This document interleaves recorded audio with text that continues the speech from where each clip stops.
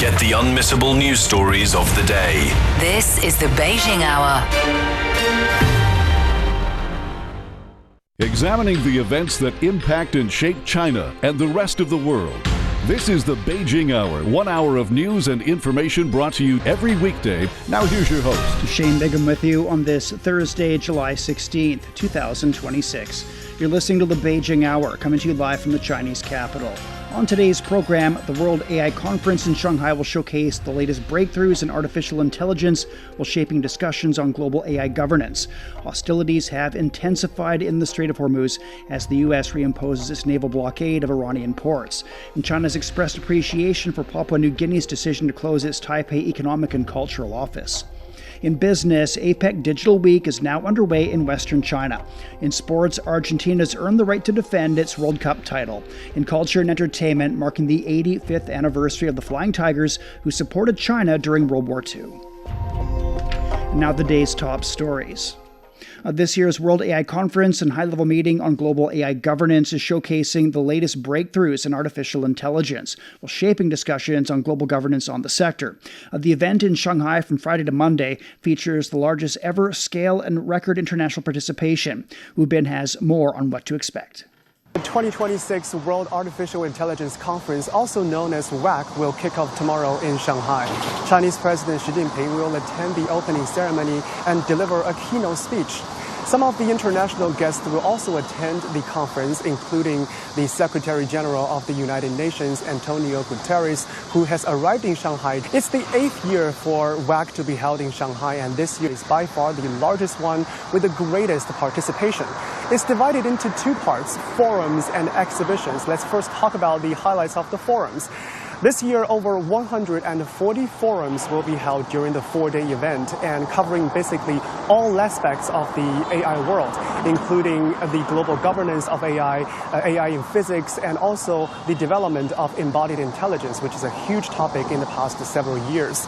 And over 1,400 scholars, including Nobel Prize and Turing Award winners, will participate in all those forums. They will also share their insights, their latest findings, and also communicate with Chinese scholars. And in terms of the exhibitions, which is more related to the industry side, this year the exhibition expands to 3 locations in the city, and over 1,100 companies will showcase around 3,000 latest products, including 300 of them being showcased for the first time. And some of the most highlighted products, including the world's most powerful SuperPod Atlas 950 from Chinese company Huawei, and also a latest humanoid robot from a Shanghai-based company called Ajibot. This robot can work for non-stop for 10 hours and charge itself automatically. And each year, based on my experience for the past years of reporting, tens of thousands of visitors will go into the exhibition hall, both from the industry side and also the general public. They are all keen to know what's happening in the AI world. That was Wu Bin in Shanghai. The 2026 World AI Conference focuses on intelligent partnership. Chair Professor Zheng Yi at Gowling School of AI at Renmin University is also a member of the UN AI Advisory Body. During an interview with Pan Deng, Zheng said that AI should enhance human capabilities instead of replacing them, and that its rise offers an opportunity to rethink the future of work. The theme of this year's World Artificial Intelligence Conference focuses on intelligent partnership. How should we understand this partnership? I would say AI, they have very different roles in the society. So in the old-fashioned AI, we're building AI as a tool. So it's basically just a mechanical tool that helps you to solve problems. But in the long term, it could also be a partner or quasi-member of the society, but it also could be enemies of the human society. So who knows where are we going for AI? When we are looking into this idea of AI partnership, I think mostly this year, it's still talking about AI as a tool. But you think it as a tool that could help you in work, also in your daily life, or in social interactions. So I think we cannot over-explain the concept of partnership here. Right now, the AIs, they don't have lives. AI is just a tool, and it will remain as a tool for a while. But now we have a vision, and we think that an intelligent tool could also play a potential partnership role in the future society. Now let's put this theme into the current context. How much of our daily lives has actually been changed by AI, and how much is about to be changed? In the old days, when you're using a search engine, sometimes you even don't know what to search. You know some concept, but you cannot really frame your requirement in a good way so that the search engine could get you relevant documents. But now people turn to ask questions to AI engines. So I think this is a huge change. But I would still say that AI now, it's still a information provider that help us to analyze relevant data, but it cannot replace human for problem solving. And you shouldn't aim to use AI to replace human. That was Zhang Yi, a member of the UN AI advisory body. China says it's committed to promoting inclusive AI development and contributing to its global governance. Liu Jiaxin has more on how China is helping shape the future of AI for the world's benefit. While China has continued to advance international cooperation on artificial intelligence, with a focus on ensuring that AI develops in a safe, fair, and inclusive manner. In 2023, President Xi Jinping proposed a global AI governance initiative at the Third Belt and Road Forum for International Cooperation.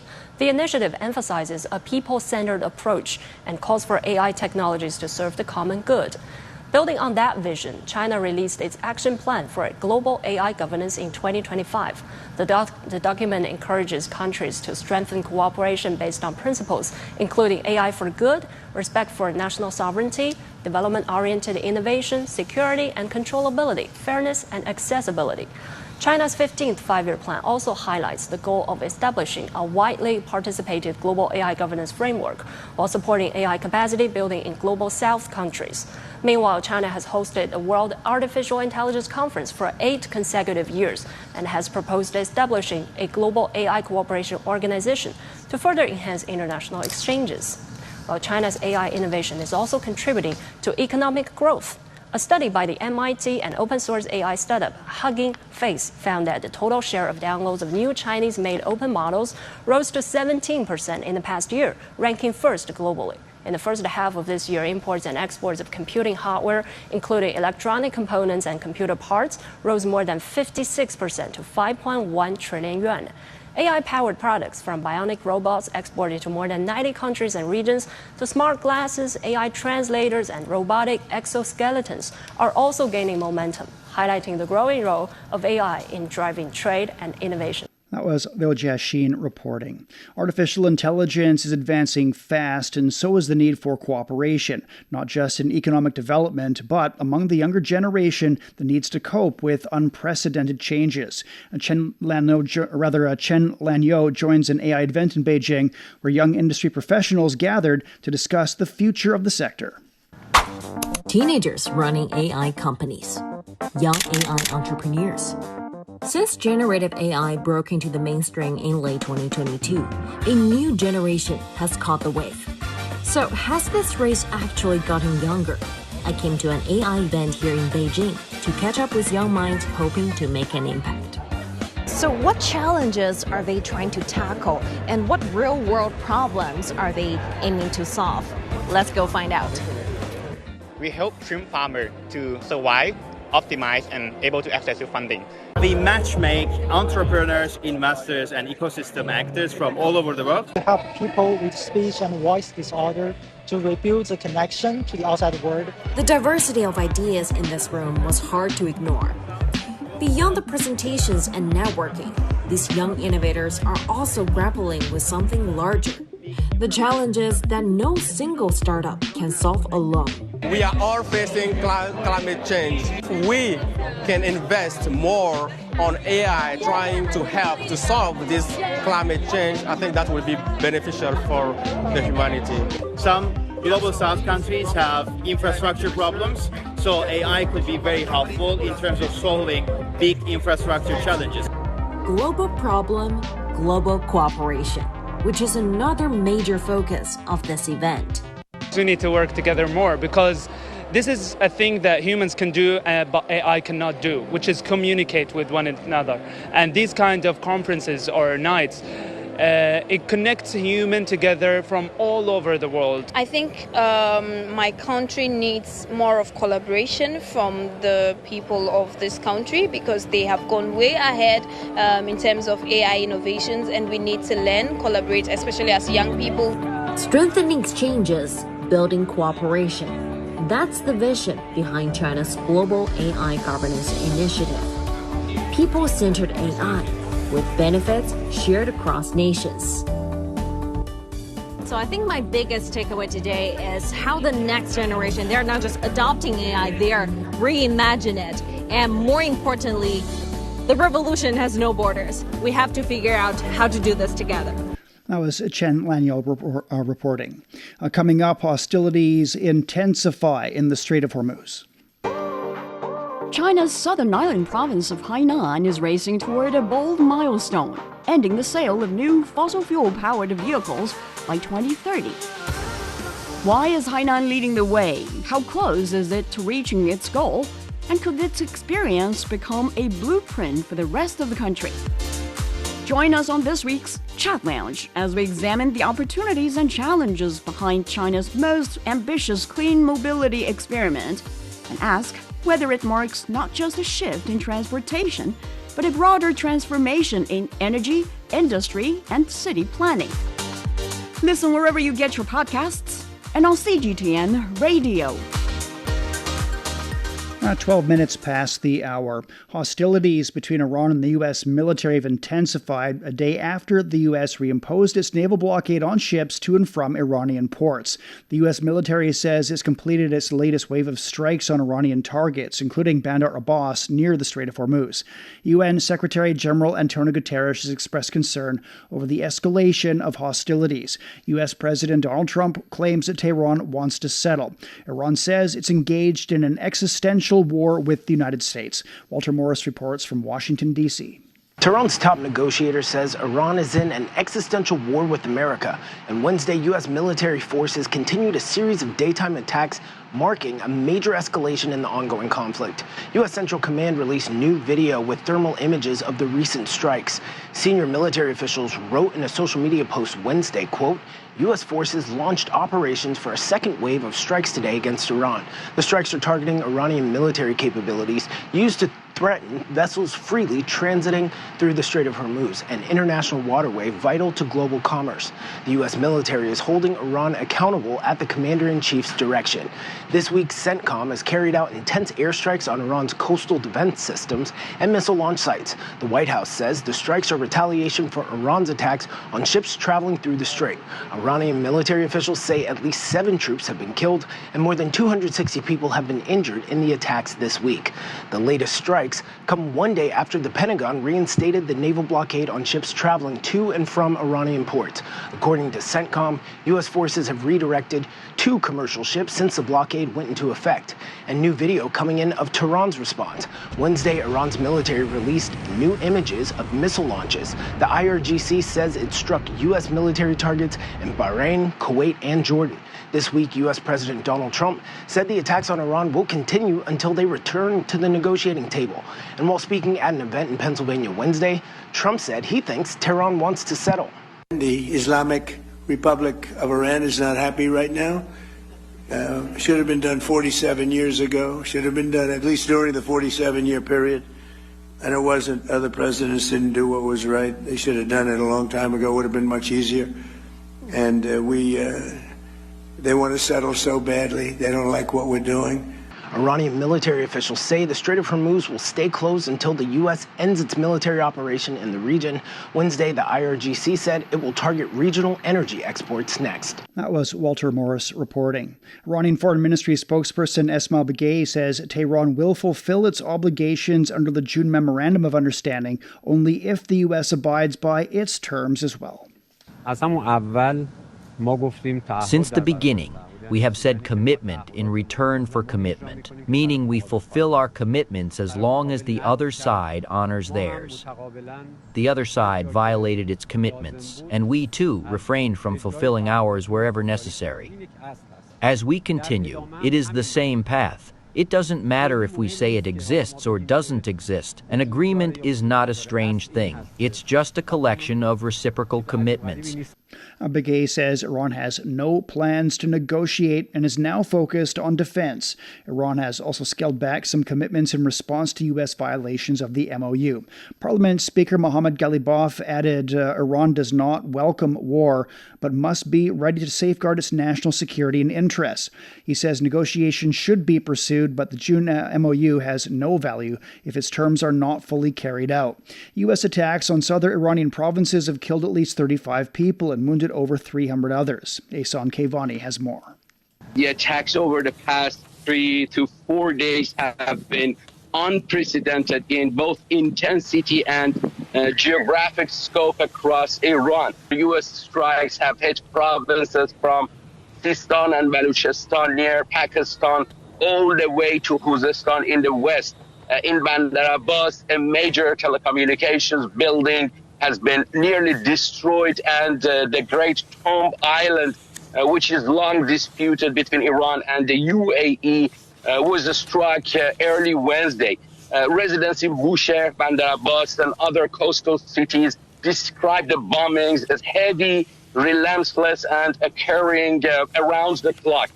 Final exams of 12th graders have been cancelled across 4 southern provinces. The situation is clearly alarming. Infrastructure, including water desalination plants and power distribution centers, is now also being targeted, which has deeply worried people, especially amid scorching summer, that heat exceeding 45 degrees Celsius in many cities. In response, the IRGC is targeting U.S. bases in regional countries in the Persian Gulf, as well as those in Jordan. They claim many of the ballistic missiles have successfully hit the targets. Khatam al-Anbiya headquarters, which is the IRGC's War Command Center, has emphasized in a message that in light of the recent threats by the United States against Iran's oil infrastructure, it is announced that either oil and gas exports are for everyone or they will not be possible for anyone. That was Ehsan Kevani reporting. Israel and Lebanon have concluded their 6th round of talks in Rome. The U.S.-mediated negotiations focused on implementing the framework agreement reached in Washington on June 26th. Italian media says the talks laid out the withdrawal timeline for Israeli troops, Lebanese army deployments, Hezbollah's disarmament, and oversight to keep the area under Lebanese authority. The two sides have agreed on launching 2 pilot zones in southern Lebanon, where Israeli troops would gradually withdraw and hand over control to the Lebanese armed forces. Both sides have also agreed to continued negotiations. Russia's state nuclear corporation says a Ukrainian drone has killed the chief engineer at the Russia-controlled Zaporizhzhia nuclear power plant. The drone struck a service car between the plant's site and a nearby town, killing Alexander Yakovlev and the driver. Rosatom says at least 13 people have died and 18 others have suffered injuries in attacks on the area over the past 2.5 months. International Atomic Energy Agency Chief Rafael Grossi has condemned the incident, but Ukraine has yet to comment. Ukraine signed a deal with the European Union to scale up production of drones. European Commission President Ursula von der Leyen said the deal combines Kyiv's expertise with EU industrial capacity. She said this could provide Ukraine huge industrial capacity and secure production sites. Ukraine said it has signed similar agreements with 9 other countries, but Wednesday's deal is the first defense industrial partnership that covers several nations and companies within the EU. Meantime, the EU has yet to determine a fresh package of sanctions targeting Russia's banks, crypto networks, drone production, and oil trade. Coming up, Papua New Guinea closes its Taipei Economic and Cultural Office. You've been listening to programs from CGTN Radio. CGTN Radio. We invite you to visit us online for more audio, pictures, and in-depth reports. At radio.cgtn.com, you can access a wide range of programs and find your favorite news, talk, features, entertainment shows, and podcasts. Hear the difference with CGTN Radio.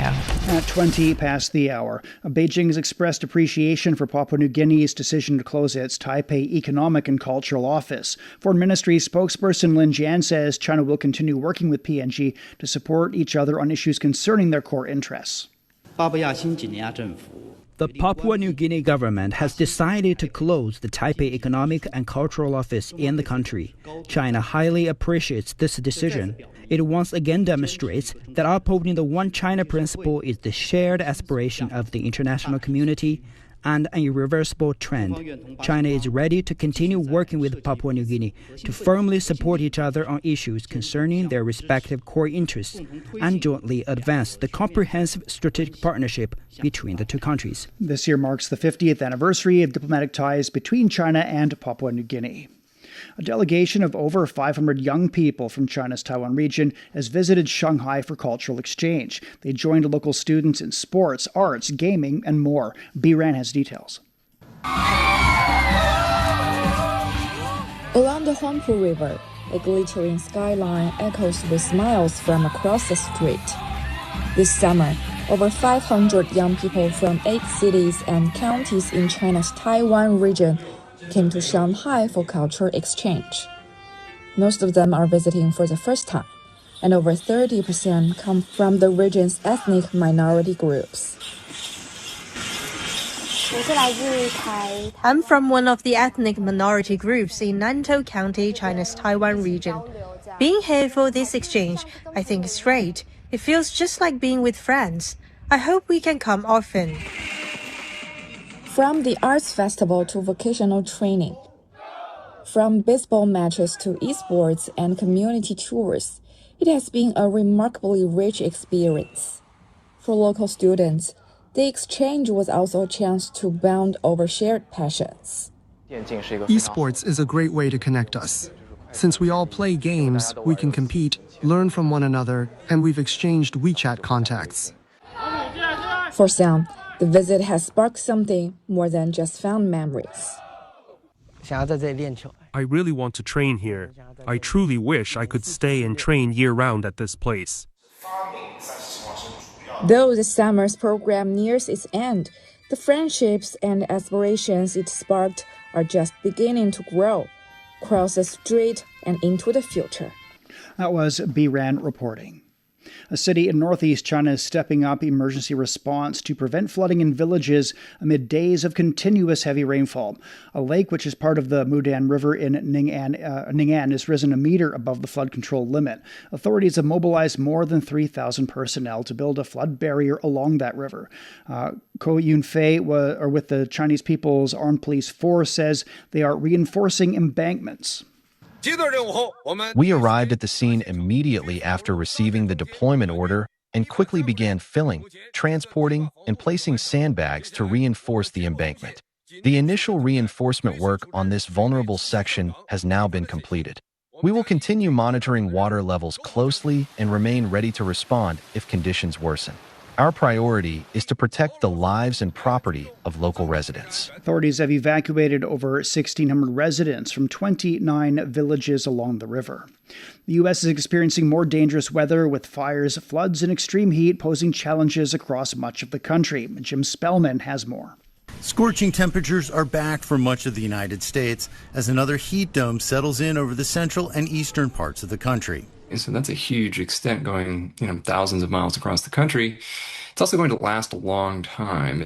With record-setting temperatures possible in places like Philadelphia and New York, people are trying to stay cool any way they can. Water, hydrate, get in shade when you need to. Hat's a really good idea, but that's all you really can do, hydrate and water. For animals at this zoo near Chicago, frozen treats help beat the heat. So we'll give things like bears ice pops, and we'll put fish in there, we'll put fruits in there, we'll put veggies in there, freeze it up a couple nights, and then we'll give it to them on a nice hot day like today. While temperatures soar, smoke from wildfires in Canada and the state of Minnesota is spreading south and east, creating hazy skies and dangerous air quality. Heat, wind, and dry conditions continue to fuel wildfires in the west, and in the south, severe storms triggered floods, creating hazards on the roadways. I pulled over safely because there were cars that were stalled. Researchers say extreme weather is driven by man-made climate change. We know that heat waves are becoming more intense, they're lasting longer, they're covering larger areas than they used to because of human-caused climate change. And so when we see an event like this, we know there is at least a partial contribution by the long-term warming trend to the likelihood that the event is occurring in the first place or how intense it will become.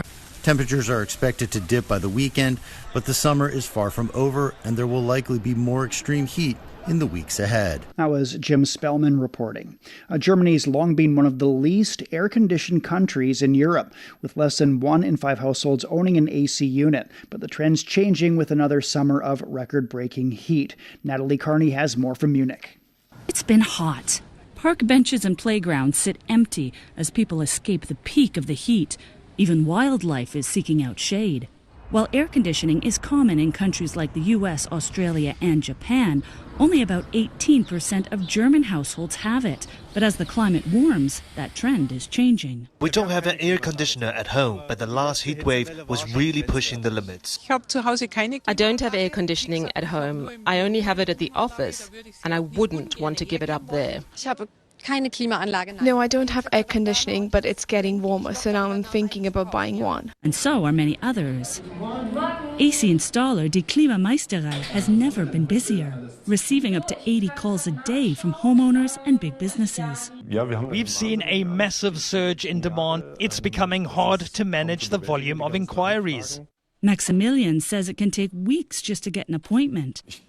While air conditioning is still considered a luxury item, the volume of inquiries shows that people are willing to invest in their comfort, something that wasn't really the case in the past. For decades, short, mild summers, high electricity costs, and a culture for open windows meant that air conditioning was often unnecessary. But as extreme heat becomes more common, retailers are saying air conditioners are flying off the shelves as they become the fastest growing technology Germans are using to keep cool.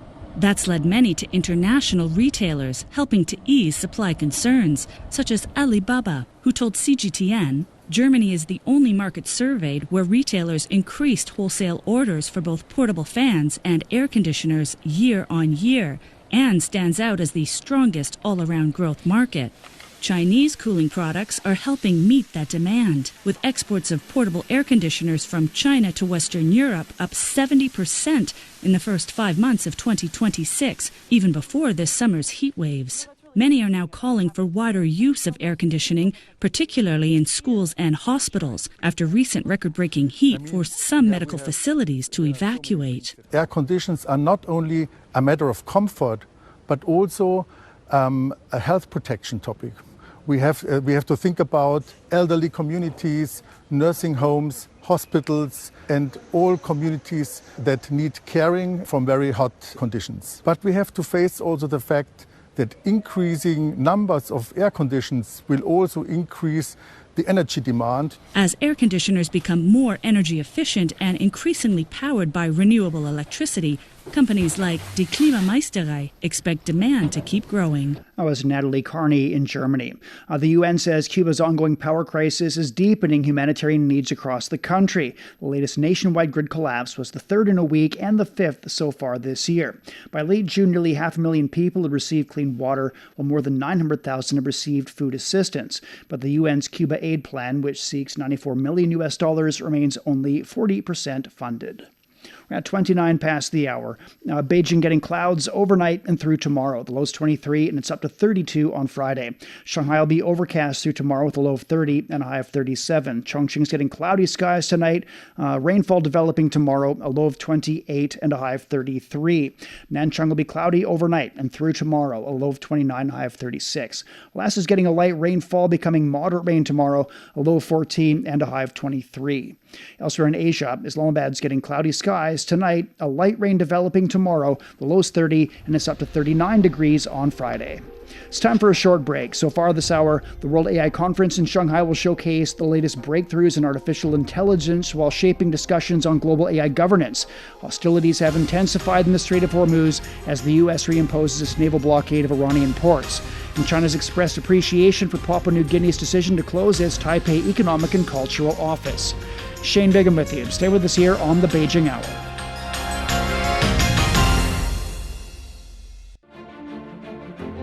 The transition to a greener future is no longer a distant goal. It's happening now.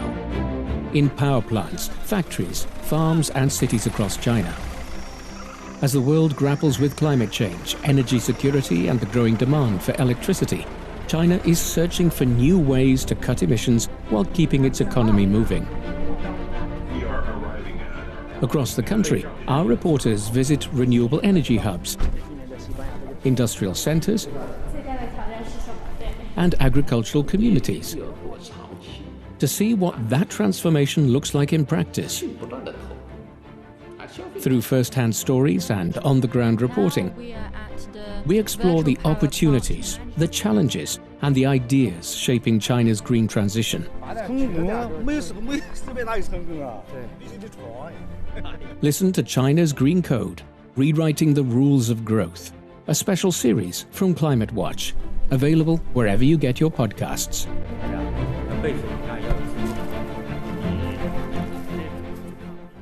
Examining the events that impact and shape China and the rest of the world. This is the Beijing Hour, 1 hour of news and information brought to you every weekday. Now here's your host. Shane Bigham with you on this Thursday. Still to come. In business, APEC Digital Week is now underway in Western China. In sports, Argentina has earned the right to defend its World Cup title. In culture and entertainment, marking the 85th anniversary of the Flying Tigers who supported China during World War II. Contact us. You can email radio@cgtn.com or follow our X account @CGTNradio. You're also welcome to subscribe to our Substack newsletter Beyond Beijing for the world's biggest stories, along with sharp insights and exclusive analysis. But now a check of the day's headlines. Chinese President Xi Jinping has met Kazakh President Kassym-Jomart Tokayev in Shanghai. Tokayev is in China for the World AI Conference and high-level meeting on global AI governance. That runs from Friday to Monday. Other distinguished guests include the UN Secretary General and the Prime Ministers of Thailand and Cambodia. A Chinese envoy to the United Nations says the International Criminal Court must remain independent and impartial. Charge d'Affaires Sun Lei of China's permanent mission to the UN told a Security Council meeting on the ICC's work on Sudan that the court should exercise prudence and ensure transparency while handling cases involving international crimes. The envoy said China stands ready to work with all parties to help Sudan return to peace and stability. UN Secretary General Antonio Guterres has voiced concerns over escalating military tensions in the Middle East. Spokesperson Stefan Dujarric said Guterres is urging all parties to take immediate steps to de-escalate and return to dialogue and diplomacy.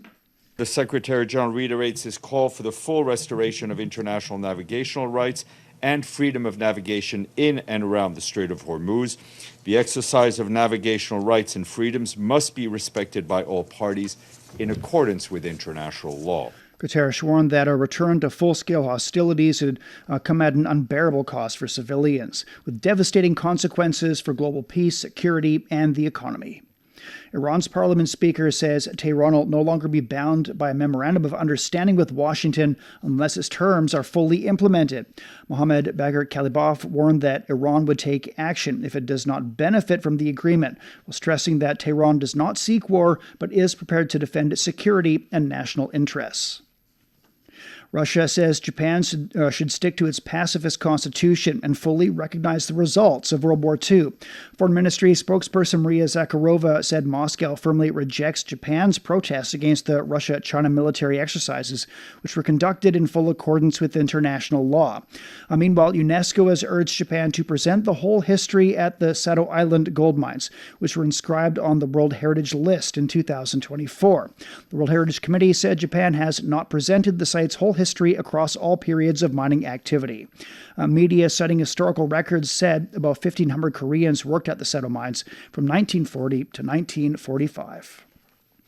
82 local assemblies across Japan have urged the administration of Prime Minister Sanae Takaichi to uphold the 3 non-nuclear principles or enshrine them into law. Dozens of assemblies have adopted opinions concerning the principles since Takaichi took office in October, while none of the submissions have called for revising the principles. The principles prohibit possessing, producing, or permitting the introduction of nuclear weapons in Japanese territory. The parliament adopted them in 1971, making them the cornerstone of the country's nuclear policy. Severe storms have triggered widespread flooding across Texas, forcing evacuations, closing roads, and prompting dozens of water rescues. Texas Governor Greg Abbott says 75 people have been rescued so far. Our primary focus right now, and throughout the remainder of this torrential rain, is saving lives. To achieve that goal, I've already issued a disaster declaration for 59 counties across the state. We can also add more counties to that declaration as needed.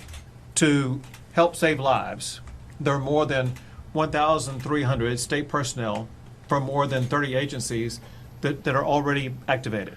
Abbott warned that rising waters could pose a risk over the next 2 days. The National Weather Service says some areas could receive up to 500 millimeters of rain, enough to turn streets into rivers and trigger life-threatening flash floods. You're listening to the Beijing Hour. Coming up in business, APEC Digital Week is now underway in Western China. The Beijing Hour, your window on China and the rest of the world. 36 minutes past the hour. Well, stock markets on the Chinese mainland closed lower on Thursday. The Shanghai Composite was down nearly 1.9%. The Shenzhen Component lost almost 2%. Cinematic and medical services shares led the gainers. In Hong Kong, the Hang Seng Index rose over 1.3%. Japan's Nikkei decreased almost 2.8%. The APEC Digital Week is underway in Chengdu, a city in western China known for its innovation and creativity. Running until July 29th, APEC Digital includes the APEC Digital and Artificial Intelligence Ministerial Meeting, a high-level forum on AI, and a high-level roundtable on data. There will also be meetings of the APEC Telecommunications and Information Working Group and the Digital Economy Steering Group, along with site visits focusing on data-driven healthcare, smart cities, and AI applications. Chinese authorities say digital technologies such as AI have become key drivers of new quality productive forces and innovative growth. The Chinese Foreign Ministry says APEC Digital Week will serve as a platform for digital and AI-enabled cooperation and the development of and utilization of data. China's accelerating efforts to integrate artificial intelligence into education as part of a nationwide push to cultivate future-ready talent and drive innovation. Huang Wei visited a high school in Beijing where AI is already becoming part of daily campus life. This is a high school mathematics class, but perhaps not the kind you would expect. A group of 10th grade students are tackling a real-world challenge, designing a wildfire prevention system for a forest reserve. Students use AI tools to help build mathematical models, analyze data, and simulate emergency response plans. Here in this classroom, AI is not replacing teachers or students. Instead, it's becoming more like a learning assistant, helping students process information faster, test ideas more efficiently, and focus more on problem solving. When we do data modeling, I usually first come up with my own approach and then use AI to help improve and refine it. It makes it much easier to learn new algorithms, look up research materials, and work through data analysis. Even though AI can be very helpful, I still question some of the information it gives me because it's not always accurate. AI can't replace human independent thinking, so it's important for us to keep our own ability to think critically and make judgments. The class is part of China's broader push to integrate artificial intelligence into education. Earlier this year, China unveiled a national AI Plus education initiative aimed at building a comprehensive AI education system by 2030. The plan calls for accelerating AI education across primary and secondary schools, introducing dedicated AI courses, expanding hands-on learning programs, and embedding AI throughout the entire teaching process. For many students here, AI has already become part of everyday learning, not simply as a tool for finding answers, but as a partner for exploration and creation. This robotic hand could be used in situations that require very precise operations but are also dangerous for people. It could help humans carry out those tasks more safely. This is designed for safe skiing. If your body leans too far and you're about to fall, the phone will vibrate to warn you. From these award-winning robots to student design engineering projects, it's clear that AI education here is moving beyond traditional textbooks. And the goal is not only to teach students how to use it, but also how to create, innovate, and solve problems with it from an early age. The rise of AI is almost like the creation of a new world. In that world, qualities like empathy, aesthetic appreciation, critical thinking, creativity, and the ability to collaborate with others will become even more valuable for students. Educators say AI education is allowing students to explore their interest and develop practical skills much earlier than before, helping prepare them for a rapidly changing future. If children start learning about AI from primary school, they may be able to achieve meaningful results long before they reach university. We could see their creativity in AI emerge at a very early age. And for many students, the bigger lesson may no longer be simply how to use AI, but how to shape their own future with it. That was Huang Yue reporting. A surging global demand for computing power, data centers, and terminal devices has boosted Chinese exports of hardware and power equipment. In the first half of the year, China's computing hardware imports and exports reached over 5 trillion yuan. That was up nearly 57% on a yearly basis. Customs data shows these exports contributed almost 7 percentage points to the total export growth. Transformer exports alone totaled around 22 billion yuan in the first 4 months. Up 27% from a year earlier, driven by data center construction and overseas grid upgrades. Global surging demand for AI computing has created a critical shortage in power transformers. China, with its innovative and resilient supply chains, is helping companies worldwide cope with the pressure. And Jung Saran hears from industry insiders on how Chinese technology is driving the global infrastructure upgrade. Changzhou in China's Jiangsu province is known as the world's capital of transformers. Inside this plant, thousands of power transformers destined for 108 countries are undergoing final tests. So this transformer generates a step-up transformer for our power station on the west coast of Ireland. Very fast delivery, but also very competitive on cost and high quality. Other suppliers, delivery times are very long. What attracts international buyers is the China speed. A transformer that can take up to 2 years for delivery elsewhere can be shipped from Changzhou in just 4 months. This efficiency is made possible since nearly all core components are made locally.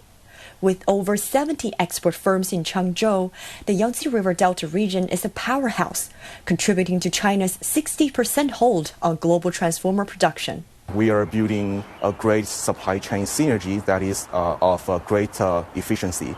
So the synergy consists of 4 provinces, including Shanghai, Zhejiang, Jiangsu, and Anhui. We have become the hub for knowledge creation and innovation. So we have many top-tier universities. The central government and the local government are doing a great job by fostering collaboration among different localities, and they can also use policy tools to provide incentives for entrepreneurship and innovation. China's export share of high-value, high-technology products is forecast to continue its rise. Chinese transformers can provide ultra-high voltage and stable power supply to AI data centers and computing centers. We are very proud to make a highly efficient delivery, showing great professionality and work ethics of Chinese manufacturing firms. China is not only providing high-quality products, but also providing the entire solution to the power supply of the AI industry in the world. The factory floor in Changzhou tells the story of China's evolving export growth. It's a shift fueled by the Yangtze River Delta's industrial circle. In order to shape a green and intelligent future, China is expected to increasingly supply the world with its smart manufacturing. That was Zheng Saran reporting. China's national logistics hubs have made significant strides pivoting toward innovation and quality-driven growth while maintaining robust vitality. According to the China Federation of Logistics and Purchasing, the average cargo throughput at national hubs increased by 5.5% last year. And also last year, over 90% of those hubs applied intelligent equipment and facilities with unmanned gate systems, intelligent dispatching, and automated operations. Over 70% of the hubs use new energy freight vehicles, and more than half of them use renewable energy. Green logistics and low-carbon operations have become a new trend in the industry. The Federation says goals include eliminating data barriers along rail, water, and air transport, and building a collaborative system that enables logistics hubs to operate in a more integrated manner. China's civil aviation industry recorded steady growth in the first half of the year with 380 million passenger trips, up 1% on a yearly basis. Cargo and mail transport volume rose by 6%, exceeding 5 million metric tons. The sector logged over 7.1 million flight hours and completed almost 2.7 million flights. Flight punctuality remained high with on-time performance rate at 93.5%. South Korea's central bank has raised its key policy rate to tackle persistently high consumer prices, with headline inflation at a 3-year high. The Bank of Korea increased the benchmark 7-day repo rate by 25 basis points to 2.75%, the first rate hike since January of 2023. The Monetary Authority also projects inflation to remain elevated for some time to come, saying the recent energy price volatility will take some time to feed through. You're listening to the Beijing Hour. Coming up in sports, Argentina's earned the right to defend its World Cup title. Sideline Story brings you all things sports related. The hottest topics, latest events, juiciest stories, all with a very personal take. Subscribe to Sideline Story Podcast for heated sports discussions covering events that are happening in China and around the world. 46 past the hour and turning to sports. Here's Yang Guang. Thank you, Shane. We begin with the FIFA World Cup, where defending champions Argentina fought back to beat England 2-1 and book their place in the final against Spain. England took the lead in the second half, but Enzo Fernandez equalized at 85th minute before substitutes Lautaro Martinez headed home the winner in stoppage time to complete a dramatic comeback. Martinez says the team's determination carried them through a difficult match. Well, it's very difficult to speak right now, but I'll try not to cry because I already did plenty of that in the dressing room. We kept pushing forward, and that's the greatest satisfaction we could possibly have. We came through a very difficult match. The first half was really tough because they pressed us very well. In the second half, they scored, and then they dropped back defensively. Once we got the equalizer, and with the support and energy from our fans, everything became easier. Then we found the second goal in stoppage time, and after that, it was nothing but happiness. Meantime, England captain Harry Kane says his side once again failed to maintain control after taking the lead. A similar story to what's happened in previous tournaments. I feel like we struggled to keep the momentum of the game. We've done so well for that kind of 60 minutes. We scored, we deserved to be ahead. And then for one reason or another, we struggled to keep the ball, we struggled to put pressure on the ball, and it just allowed them to create more momentum. It created more attacks for them in our final third. And then, it's a normal mindset to try and hang on to the 1-goal lead. But, we're still 20 minutes plus stoppage time to go. It was always going to be a long time. So, we're going to have to watch the game back and find out exactly how we can improve in those situations. Now for the game analysis, here is Tianyu in the studio. England was leading for much of the game, but Argentina still came back to win. Tianyu, was this more about England being too conservative or Argentina simply showing champion mentality? Well, I would say it's a bit of both. Just like what Harry Kane said earlier, I think England definitely became too defensive and conservative after taking the lead, and they gave Argentina more control of the game. But at the same time, I think Argentina deserve huge credits. This team never seems to panic. Whenever they're behind or under pressure, they somehow play with even more belief. And we saw that again with Enzo Fernandez's stunning equalizer. So in big tournaments, that kind of mentality is often what separates champions from everyone else. Now, looking ahead to the final against Spain, what do you think will be the biggest key to deciding who lifts the World Cup? For me, I would say it's the battle between Spain's control and Argentina's transitions. I think Spain will probably have more possession because their midfield is so strong with players like Rodri, Olmo, and Fabian Ruiz. But Argentina are one of the best teams in the world at punishing mistakes. So if Spain lose the ball in dangerous areas, Argentina can turn defense into attack in just a few seconds. So the key question is whether Spain can keep controlling the tempo without giving Argentina those transition opportunities. So whoever wins that battle, I think, will probably lift the trophy. That was Tian Yu in the studio for the World Cup game analysis. Now attention turns to the final weekend of the World Cup, with France and England set to meet in the third-place playoff in Miami on Saturday. The match offers both European teams one final opportunity to finish the tournament on a high note, with a place on the podium. The World Cup will conclude on Sunday in New Jersey, where Spain faces defending champions Argentina in the final. Norway's Søren Varinskuord has claimed the biggest victory of his career, winning stage 11 of the Tour de France in record-breaking fashion. The 26-year-old Uno X mobility rider timed his late sprint perfectly on flat 161.3-kilometer route from Vichy to Nevis, holding off Dutch riders Sisbol and Olaf Kuur to take his first Tour stage victory. Varinskuord's win also set a new record for the fastest stage in Tour de France history, with an average speed of 50.9 kilometers per hour. Overall leader Tadej Pogačar finished safely in the main group, maintaining his lead over two-time champion Jonas Vingegaard in the general classification. And finally, in tennis, China's Zheng Qinwen has reached the quarterfinals of the WTA Athens Open after defeating qualifier Elina Misic in straight sets. The 2024 Paris Olympic champion secured her first quarterfinal appearance since last year. Zheng said she's focusing on improving every part of her game and making all her shots powerful. I try to complete myself as a player. I wish all my stroke can be a weapon. I don't want to just focus on only one. So I have to say all my shot is my weapon. So it doesn't matter. I will just try to improve all my stroke and let's see what's going to happen. The Chinese star will now look to continue her run in Athens as she aims for a deeper tournament finish. All right, thank you very much. That's Yang Guang with sports. You're listening to the Beijing Hour, and coming up in culture and entertainment, marking the 85th anniversary of the Flying Tigers, who supported China during World War II. 我爱你, I love you. 我爱你. This might be the easiest way to say I love you, since there are so many other romantic expressions. No matter if you're a rookie 你好，我的中文一点点 or a sophisticated learner, 我来北京5年了，我是本地人。 there is definitely something that will interest you.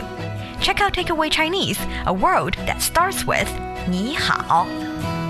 52 past the hour. In culture and entertainment, this year marks the 85th anniversary of the Flying Tigers, the famed American volunteer air force that supported China during World War II. At the Stilwell Museum in Chongqing, Chinese and American students explored the Flying Tigers' legacy in China and reflected on the enduring bilateral friendship over the decades. Yang Jinghao reports.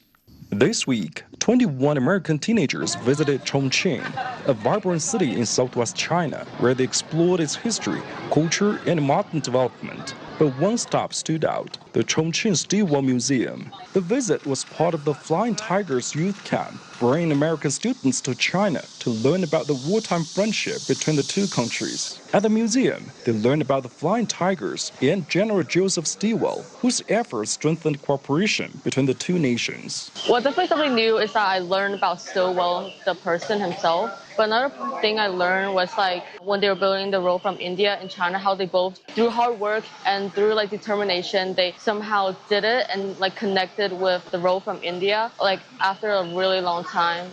Young people from China and the United States gained a deeper understanding of a friendship built through courage, sacrifice, and shared experiences. They also reflected on the value of peace and the importance of preserving friendship across generations. After visiting the Stilwell Museum, the students will share what they saw, experienced, and learned in Chongqing and China with their classmates, friends, and families, helping more Americans better understand this chapter of history. We also hope they will see that, both during World War II and today, the Chinese and American people can work together to overcome challenges. The museum visit continued with a youth exchange forum, where Chinese and American students shared their perspectives on cultural exchanges, the responsibilities of young people, and their hopes for the future of China-U.S. relations. That was Yang Jinghao reporting. The Chinese animation studios are drawing on history and mythology for this summer's releases, hoping fresh takes on familiar cultural icons will resonate with modern audiences. Leading the trend are Three Kingdoms Beginning, which explores the origins of the Three Kingdoms era, and All Wishes Come True, a comedy that reimagines the legendary 8 immortals as office workers, juggling performance targets and fulfilling wishes. Director Xia Junwei says the success of the animated hit Chang'an inspired the team to revisit Chinese history from a new perspective. 当《长安三万里》上映之后，其实得到了很多观众的喜爱。 After Chang'an was released and received so warmly by audiences, it gave us the confidence to keep working on historical subjects. We wanted to start from the beginning. The Three Kingdoms is part of our shared cultural memory, and we wanted to give it new appeal. Well, meanwhile, producer Cao Linlin says All Wishes Come True uses workplace humor to make traditional mythology more relatable for today's audiences. The setting of Penglai, a place where humans and immortals coexist, runs through the whole film. The immortals are a lot like office workers today. They clock in, they have KPIs, and they have to fulfill mortals' wishes. Well, film critics say the releases reflect growing interest among younger audiences in stories rooted in traditional Chinese culture. The 36 Hong Kong book fairs open, bringing together authors, publishers, and culture enthusiasts for a week-long celebration of literature and heritage, one of Asia's most influential cultural events. The fair features lectures by renowned writers, book exhibitions, and cultural showcases from around the world. This year's fair includes a dedicated section for books from the Chinese mainland, with 55 publishers presenting around 16,000 titles. A 56-year-old food delivery rider has won one of China's most prestigious literary honors, turning his daily struggles on the road into acclaimed poetry. Wang Jibing's poetry collection, Di Chu Fei Xing, or Low Flight, was named one of the winners of the 9th Lu Xun Literature Prize on Wednesday. The collection captures the experiences and emotions of China's millions of delivery workers, drawing inspiration from moments between orders, elevator rides, and customer waits. Wang said after receiving the award that he wanted to return to his scooter and continue making deliveries, adding that staying close to everyday life helps him maintain a clear mind for writing. We're at 57 past the hour. Beijing, cloudy overnight and through tomorrow. It's down to 23 degrees this evening, up to 32 on Friday. Shanghai will be overcast through tomorrow with a low of 30 and a high of 37.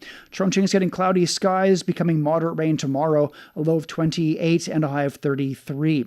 Nanchang will be cloudy tonight and tomorrow with a low of 29 and a high of 36. Lhasa is getting a light rainfall tonight, moderate rain tomorrow, a low of 14 and a high of 23. Elsewhere in Asia, Islamabad will be cloudy tonight, a light rain developing tomorrow, a low of 30 and 39 degrees for Friday. That's it for this edition of the Beijing Hour. Making news today, the World AI Conference in Shanghai will showcase the latest breakthroughs in artificial intelligence while shaping discussions on global AI governance.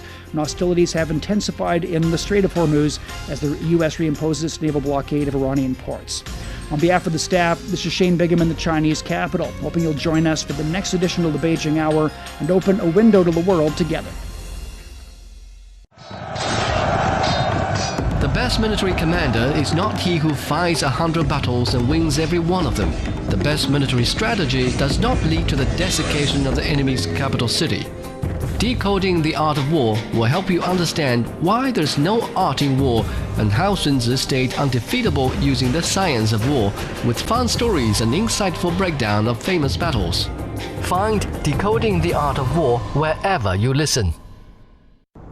A poem for the Tibetan antelope, the gentle spirit of the Qinghai Sea Zone Plateau, spoken by voices from across the world. Every spring, Female antelopes migrate hundreds of miles to Zhuonai Lake to give birth, as we build gentle passages for their journey. Hello, little Tibetan antelope. Eyes opening to the light for the very first time. To see a world in a grain of sand, and a heaven in a wild flower. So much wonder calls for so much courage. But have no fear. The way home is right there, waiting for you. From the snows of Kunlun to the winds of Tangula, the wilderness will teach me to be strong. But the call of life itself never ceases. A train runs toward the horizon. A road stretches through the wilderness. The bridge that soars through the clouds is no barrier across the land, but a gateway to where I truly belong. Tibetan antelope's hoofprints loosen the soil, letting snow melt sink into the earth. Human presence passes through, but we've never walked this land alone.